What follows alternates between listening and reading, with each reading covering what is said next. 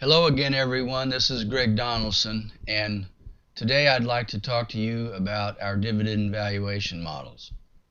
And the idea is that what we're looking for is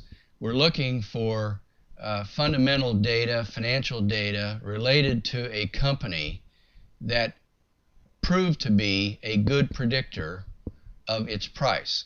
In most companies, it takes multiple indicators, and that's why it's called a multiple regression. It takes multiple indicators to zero in on what the correct price should have been in a particular year. And on the screen now you can see our dividend valuation model for Procter and Gamble. And there are really four elements to this model, and that's really all I'm going to talk about in this discussion. We'll talk about the details a little later. The four elements are the red squiggly line. The red squiggly line is the annual price over the last 20 years. The blue bars are the results of the calculation of the dividend valuation model using whatever indicators we used. In this case, we used, for Procter and Gamble, we used the growth of their annual dividend and changes in interest rates. The top of the bar essentially is suggesting where the model said the price should have been, and the red line is showing where it actually was. Now, if you look just from a 30,000 foot perspective, you see a couple of things. Number one, the angle of the ascent of prices and values is remarkably similar. Admittedly, you can see that price sort of moves a lot more with a lot more volatility than value as measured by the blue bars, but you can also see that value does bounce around a little bit. And the interesting thing is during this 20 years, Procter and Gamble raised their dividend every single year. So if you were just looking at dividends, you would see a steadily rising stair step. But because we've included interest rates, and interest rates are statistically significant in this case, it does bounce around value a little bit.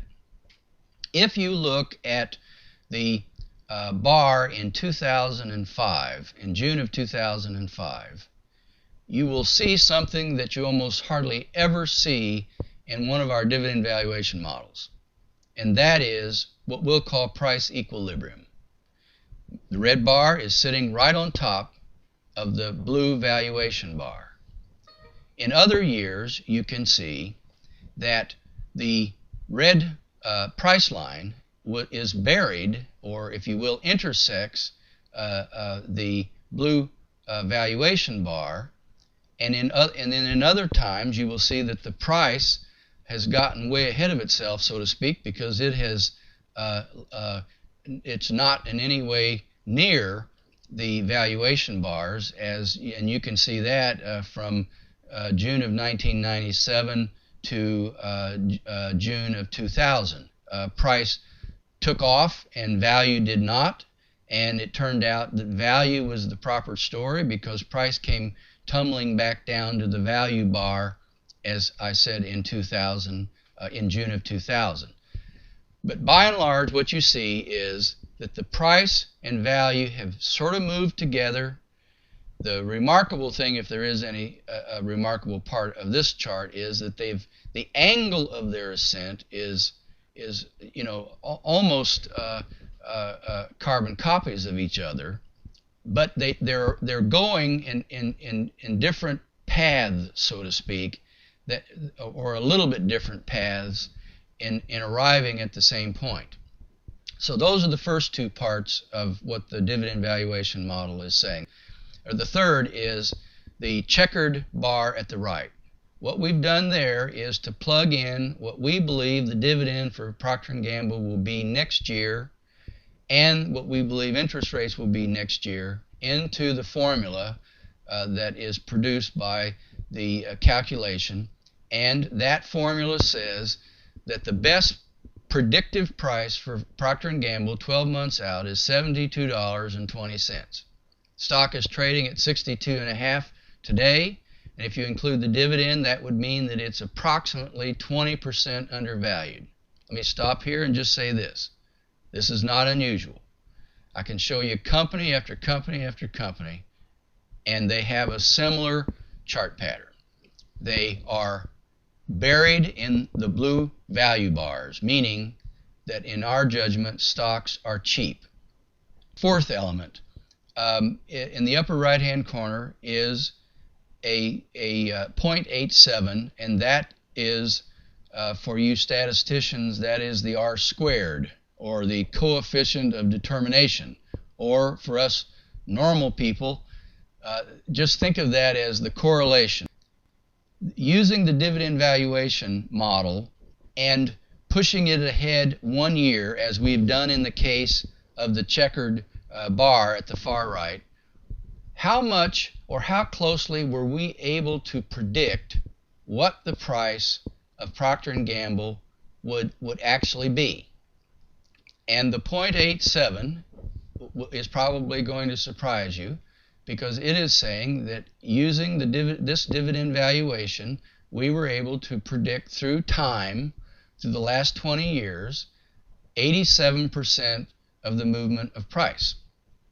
Now, does this mean that we can bet the ranch, so to speak, that Procter and Gamble is going to go to $72.20 next year? Is there an 87% chance that that's going to happen? That is not what this is saying. That is saying is if our estimate of the dividend is correct, and if our estimate of interest rates is correct, then the probability is that indeed the stock would go to this higher price. And we'd be very happy with a 20% gain. So it is incumbent upon us, and it's the job then of all the people in our investment policy committee, to be good predictors, good estimators of both dividend growth and interest rates. Next time we'll talk a little bit about how we arrive at our estimates, but for this time, Procter and Gamble is a great company. The model says it's undervalued. As I indicated, there's many other stocks that have a very similar pattern, also showing that they're undervalued, and the R squared, or the coefficient of determination, is suggesting that the model has had good validity over the years. Let me stop here, give you a chance to digest a little bit of what I've been saying, and we'll talk again in another few days. Thank you much for listening, and talk to you soon.